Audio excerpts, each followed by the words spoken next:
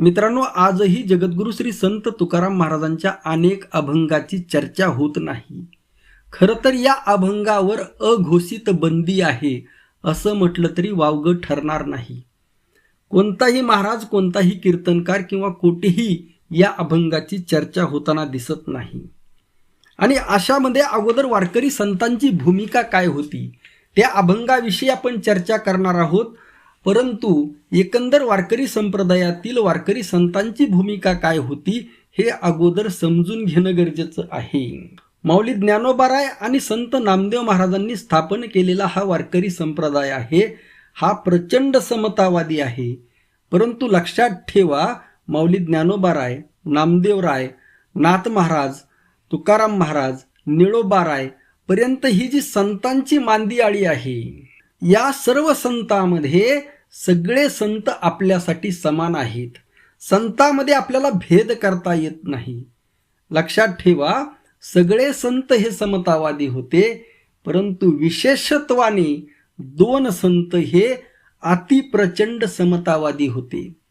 त्याचं विश्लेषण मी पुढं करणार आहे. त्यातील एक संत आहेत संत एकनाथ महाराज, इतके समतावादी की तुम्ही कल्पनाही करू शकणार नाहीत. दुसरे जे संत आहेत जे अतिप्रचंड समतावादी आहेत ते म्हणजे जगद्गुरू श्री संत तुकाराम महाराज. आता एकनाथ महाराज यांची कार्यपद्धती थोडी वेगळी होती आणि तुकाराम महाराजांची कार्यपद्धती थोडीशी वेगळी आहे, परंतु दोघंही अतिप्रचंड समतावादी होते. हे लक्षात घ्या.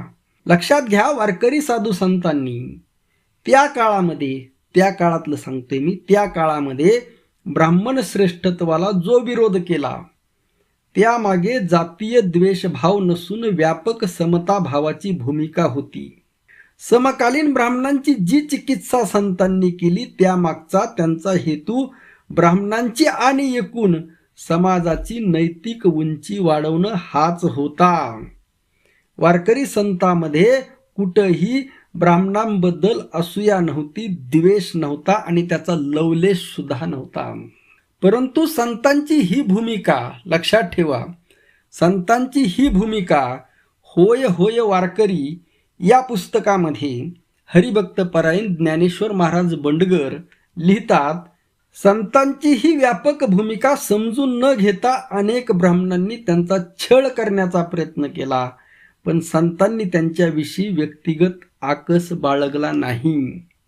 नामदेव महाराजांच्या काळामध्ये असणारे परिसा भागवत यांचं उदाहरण महाराज देतात आणि दुसरे रामेश्वर भट्ट, या दोघांचंही परिवर्तन वारकरी संप्रदायाने करून घेतलं आणि हे दोघंही संत पदाला पोहोचले. लक्षात घ्या, पण सत्यशोधक परंपरा काय आहे ती पाहणार आहोत. दुसरी ब्राह्मणेतर हा जो वाद आहे तो सुद्धा आपण पुढे पाहणार आहोत. आणि यापेक्षाही अत्यंत महत्त्वाचं म्हणजे वारकरी साधू संतांची जी स्वतंत्र भूमिका आहे ती सुद्धा आपण पाहणार आहोत.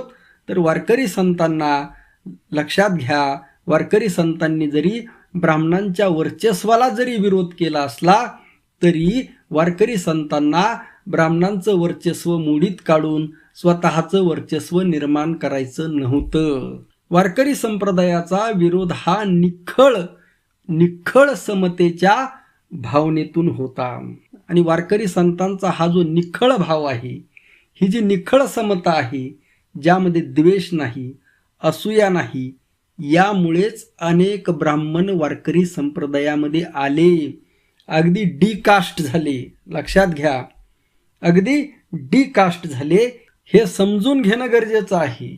आता मित्रांनो, आजच्या काळामध्ये तो प्रश्न नाही. वारकरी साधू संतांच्या त्या काळामध्ये ही जी सामाजिक रचना होती, ही जी धार्मिक रचना होती, याची जी तीव्रता होती, आज जवळपास 90% नाही, तिचं स्वरूप बदललेलं आहे. आज समाज जीवनातील काही सांस्कृतिक, काही धार्मिक सत्ता केंद्रे जरी लक्षात घ्या, जरी वरवर असं वाटत आहे की ब्राह्मणांकडे आहे, परंतु तसं नाही. तसं का नाही? कारण आज बहुजन समाजातील, आपण महाराष्ट्रापुरता जर विचार केला तर मराठा आणि ओबीसी लक्षात घ्या, हे आधुनिक काय झालेले आहेत? श्रेष्ठत्वाचा संसर्ग झालेली आहेत. लक्षात ठेवा, अगोदर जी भावना ब्राह्मणांची होती त्या काळामध्ये, ती भावना आज या वर्गाकडे, बहुजन वर्गाकडे सुद्धा आलेली आहे. आज ब्राह्मण, मराठा, ओबीसी हे इक्वल लेवलला आहेत, लक्षात घ्या. आणि आज ब्राह्मणामध्ये सुद्धा, मराठ्यामध्ये सुद्धा आणि ओबीसीमध्ये सुद्धा अनेक जण समतेच्या बाजूने आहेत. आणि आज ब्राह्मणामध्ये, ओबीसीमध्ये आणि मराठ्यामध्ये तिघामध्येही अनेक जण श्रेष्ठत्वाच्या, वर्णवर्चस्वाच्या, जातीय वर्चस्वाच्या बाजूने आहेत. म्हणजे दोनही गटामध्ये, समतेच्या गटामध्ये ब्राह्मण आहे, ओबीसी आहे, मराठा आहे, आणि या विषमतेच्या गटामध्ये सुद्धा कोण आहेत? हे तिघही आहेत. त्यामुळे हा संघर्ष जातीय संघर्ष नाही, लक्षात घ्या. हा संघर्ष शुद्ध विचारांचा संघर्ष आहे. आणि आज हे लोण प्रत्येक जातीमध्ये पसरलेलं आहे. माझी जात श्रेष्ठ, तुझी जात श्रेष्ठ, जातीवरून भांडणं होत आहेत, जातीवरून हिणवलं जात आहे. ओबीसीमध्ये, ओबीसी मराठा, अजून काही खाली SC ST पर्यंत सुद्धा हे पोहोचलेलं आहे, हे संक्रमण. लक्षात घ्या, येथे आपण SC STची चर्चा तर आपण करतच नाहीत, परंतु हे संक्रमण तिथपर्यंत पोहोचलेलं आहे. आणि SC ST मध्ये सुद्धा लक्षात ठेवा, जर बौद्ध समाज जर सोडला, इतर जो SC ST आहे त्यामध्येही अनेक डिकास्ट झालेले लोक आहेत, परंतु अनेक लोक या दोनही गटामध्ये आहेत, समतेच्या गटामध्ये सुद्धा आहेत आणि विषमतेच्या गटामध्ये सुद्धा आहेत. मित्रांनो, यामध्ये आज आपण ज्या अभंगाची चर्चा करणार होतो त्याला बोलता बोलता उशीर झाला. तुकाराम महाराजांचा जो अभंग आहे, शूद्रवंशी जन्मलो मनोनी दंभे मोकलिलो. आता तुकाराम महाराज स्वतःला येथे शूद्र म्हणून घेतात. आता लक्षात घ्या, तुकाराम महाराज कुणबी जातीमध्ये, मराठा जातीमध्ये जन्मले होते आणि ते स्वतःला शूद्र म्हणून घेतात. हा अभंग खूप महत्त्वाचा आहे आणि यावर कोणीही चर्चा सध्या करत नाही आणि हे चिंतन होणं गरजेचं आहे. ही जी समाजातली जी दरी आपल्याला जर संपवायची असेल, जातीअंत करायचा असेल, हा भेद संपवायचा असेल आणि आपण सगळेजण एक आहोत. लक्षात ठेवा, येथे भेद नाही. ब्राह्मण असेल, मराठा असेल, ओबीसी असेल, SC ST असेल, आपण सर्वजण एक आहोत, आपण सर्वजण मानव आहोत. ही वारकरी संतांची भूमिका जर समजून घ्यायची असेल तर हा अभंग समजून घेणं गरजेचं आहे. आता या अभंगातला जो पूर्वार्ध आहे, शूद्रवंशी जन्मलो, हे काही जणांना लक्षात ठेवा, आता हे दोघांनाही अडचणीचं आहे. आता दोघांनाही कसं अडचणीचं आहे? एकीकडे ज्या काही ब्राह्मणांना त्या काळामध्ये मराठ्यांना शूद्र ठरवायचं होतं, त्या काळामध्ये सांगत आहे, आज नाही. त्यांच्यासाठी स्वतः तुकाराम महाराज शूद्रवंशी म्हणतात, म्हणजे मराठ्यांना शूद्र ठरवण्यासाठी हा अभंग सोयीचा आहे. परंतु जसे ते उत्तरार्धामध्ये जातात, मनोनी दंभे मोकलिलो, जर लक्षात घ्या, जर असं जर झालं नसतं तर दांभिक बनलो असतो, ही जी मांडणी आहे ती या काही ब्राह्मणांच्या अहंगंडाला ठेच देणारी होती. आता ब्राह्मणेतर चळवळ त्या काळामध्ये जी झाली, मधल्या काळामध्ये तुकाराम महाराजांच्या नंतर, आता त्या काळामध्ये खरं तर ती चळवळ अगोदरपासून होती, परंतु शाहू महाराज वगैरे या काळामध्ये जी चळवळ झाली आणि त्या काळामध्ये सुद्धा काही लोकांना ब्राह्मणांचं वर्चस्व तर मोडीत काढायचं होतं, परंतु स्वतःला शूद्र म्हणून घेण्याची त्यांची तयारी नव्हती. आता त्यांच्यासाठी सुद्धा हा अभंग सोयीचा नव्हता. आता याचा जो उत्तरार्ध आहे, मनोनी दंभे मोकलिलो, हा त्यांच्यासाठी सोयीचा होता, परंतु शूद्रवंशी जन्मलो हे त्यांच्या सोयीचं नव्हतं. मग लक्षात ठेवा, आपल्याला शाहू महाराजांचं वेदोक्त प्रकरण सगळ्यांना माहीत आहे आणि शाहू महाराज लक्षात ठेवा अत्यंत उद्विग्न झाले. या काही सनातन्यांनी त्यांना जो त्रास दिला आणि त्यामुळे एक आत्मशांती कुठं भेटेल, मनाला प्रसन्नता कुठं भेटेल, म्हणून शाहू महाराज गाथा वाचत बसले आणि त्यावेळी त्यांची नजर गेली, बरा देवा कुणबी केलो हा अभंग वाचला आणि तुकोबारायांसारख्या संत श्रेष्ठांना या ब्राह्मणांनी असं म्हणायची पाळी आणली. हे शाहू महाराजांच्या लक्षामध्ये आलं.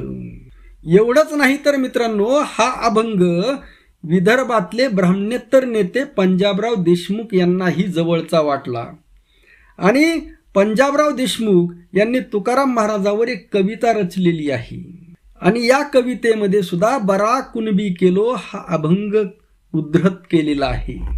आता लक्षात ठेवा, शाहू महाराज आणि पंजाबराव देशमुख हे दोघंही समतेच्या मार्गाने चालणारे होते. लक्षात ठेवा, समतेमध्ये सुद्धा फरक आहे. शाहू महाराज समतेच्या बाजूने होते हे कोणीही सांगण्याची गरज नाही. बाबासाहेब आंबेडकरांसारखे जागतिक कीर्तीचे विद्वान सुद्धा त्यांना मनापासून मानत होते, त्यांची विचारधारा मानत होते. म्हणजे शाहू महाराज किती समतावादी होते हे सांगायची गरज नाही. परंतु लक्षात ठेवा, समतेमध्ये जो फरक आहे की शाहू महाराजांना ब्राह्मणी कर्मकांड हवं होतं, फक्त त्यातला ब्राह्मणी वर्चस्वाचा अंश नको होता. क्षात्र जगद्गुरूपासून क्षत्रिय पौरात्यापर्यंत सगळे पर्याय आजमावून पारंपरिक धर्मव्यवस्थेतलं ब्राह्मणी वर्चस्व संपवण्याचा त्यांनी प्रयत्न केला. म्हणजे कर्मकांड पूर्णपणे नाकारलेले नाहीत. कर्मकांडी व्यवस्था, पर्याय व्यवस्था शाहू महाराजांनी उभा करण्याचा प्रयत्न केला, त्यामध्ये समता आणण्याचा प्रयत्न केला. आणि परंतु वारकरी साधू संतांची भूमिका ही कर्मकांड नाकारणारी होती. तुकाराम महाराज आणि एकंदर वारकरी साधू संत हे वारकरी संप्रदायाच्या रूपाने एक पर्यायी धर्मव्यवस्था देत होते आणि त्यामुळेच तुकाराम महाराज स्पष्टपणे म्हणतात, शूद्रवंशी जन्मलो म्हणून दंभे मोकलिलो. आणि वारकरी संतांचा हा विचार लक्षात ठेवा, शाहू महाराजांपेक्षाही महात्मा फुलेंच्या अधिक जवळ जाणारा होता. कारण महात्मा फुले सुद्धा हे कर्मकांड पूर्णपणे नाकारत होते आणि वारकरी संतांनी सुद्धा हे कर्मकांड पूर्णपणे नाकारलेलं आहे. लक्षात ठेवा, तुकाराम महाराज जरी म्हटले असले दुसऱ्या एका अभंगामध्ये, बरा देवा कुणबी केलो नाही तरी दंभेची असतो मेलो. लक्षात ठेवा, येथे तुकाराम महाराजांना कुणबी जातीचं वर्चस्व निर्माण करायचं नव्हतं किंवा मराठा जातीचं वर्चस्व निर्माण करायचं नव्हतं किंवा शूद्र जातीचं वर्चस्व निर्माण करायचं नव्हतं, तर सगळ्यांना एका लाईनमध्ये बसवायचं होतं. परंतु वेदोक्त प्रकरण जे आहे, लक्षात ठेवा, प्रत्यक्ष छत्रपती शिवाजी महाराजांना कशा पद्धतीने विरोध केला, राज्याभिषेकाला विरोध केला. किरण मानेंचं सध्या नाटक आहे, त्यामध्ये सप्रमाण ऐतिहासिक मांडणी समकालीन पुराव्यासह स्वतः गागा भट्टांनी जी पोथी लिहिलेली आहे त्यामध्ये, लक्षात ठेवा, त्यामध्ये पुरावे आहेत कशा पद्धतीने विरोध करण्यात आला आणि कशा पद्धतीने शिवाजी महाराजांनी त्यावर मात करत क्षत्रियत्व सिद्ध करत राज्याभिषेक करवून घेतला. आणि या सगळ्या व्यवस्थेमधून डॉक्टर बाबासाहेब आंबेडकर यांनी जे पुस्तक लिहिलेलं आहे, शूद्रपूर्वी कोण होते, लक्षात घ्या, ते पुस्तक एकदा सर्वांनी वाचा, खूप महत्त्वाचं पुस्तक आहे. आणि त्या पुस्तकामध्ये बाबासाहेब आंबेडकरांनी या राज्याभिषेकाची नोंद घेतलेली आहे आणि त्यांच्यानंतर शाहू महाराजांपर्यंत आणि एकंदर मराठा समाज किंवा जे जे स्वतःला क्षत्रिय समजत होते त्यावेळेस क्षत्रियत्व सिद्ध करणं त्या काळातील समाज रचनेनुसार त्यांच्यासाठी ती गरज बनलेली होती. कारण ब्राह्मण जर स्वतः छत्रपती घराण्यालाच क्षत्रियत्व द्यायला तयार नव्हते तर इतर सर्वसामान्य लोकांची काय अवस्था असेल. आणि त्यामुळे लक्षात ठेवा, शाहू महाराज सुद्धा त्यावेळेस त्यांच्या जागी योग्य होते. कारण शाहू महाराजांना हे जे पूर्ण नियंत्रण आहे, जी मोनोपॉली आहे तयार झालेली आहे, ती मोडीत काढायचं होतं आणि ती मोडीत काढणं गरजेचं होतं. लक्षात ठेवा, हळूहळू शाहू महाराज सुद्धा टप्प्याटप्प्याने समतेच्या मार्गावर प्रगल्भ होत गेले होते, डिकास्ट होत गेलेले होते आणि शाहू महाराज डिकास्ट झालेले होते. हे स्वतः त्यांनी त्यांच्या भगिनींचा विवाह धनगर जातीमध्ये लावून दिलेला आहे, हे आपण पाहिलेलं आहे. आता एकंदर आपण शाहू महाराजांच्या एकंदर भूमिकेविषयी आपण स्वतंत्र एकाच दिवशी चर्चा करू. परंतु येथे तुकाराम महाराजांची जी भूमिका आहे, हा पूर्ण अभंग पाहायला गेलं तर आपल्यापाशी जास्त वेळ लागेल. आपण पहिल्या चरणाचा एक थोडक्यामध्ये जर विचार करायचा म्हटलं तर तुकाराम महाराजांच्या या अभंगामध्ये आपल्याला प्रचंड समता दिसून येते. तुकाराम महाराज यामधून वर्णव्यवस्था सरळ सरळ नाकारतात. लक्षात ठेवा, वर्णव्यवस्था या अभंगाद्वारे तुकाराम महाराज सरळ सरळ नाकारतात. जात व्यवस्था सुद्धा नाकारतात. इथून तिथून सर्व मानव एक आहे. जर तुम्ही स्वतःला उच्चवर्णीय समजत असाल आणि आम्हाला शूद्र समजत असाल, लक्षात ठेवा, आणि आम्ही जर शूद्र वंशामध्ये जन्मलो तर जन्मलोत, परंतु आम्ही तुमच्यासारखे दांभिक झालेलो नाहीत. लक्षात ठेवा. आणि ही दांभिकता भक्ती मार्गासाठी सगळ्यात मोठा अडसर आहे.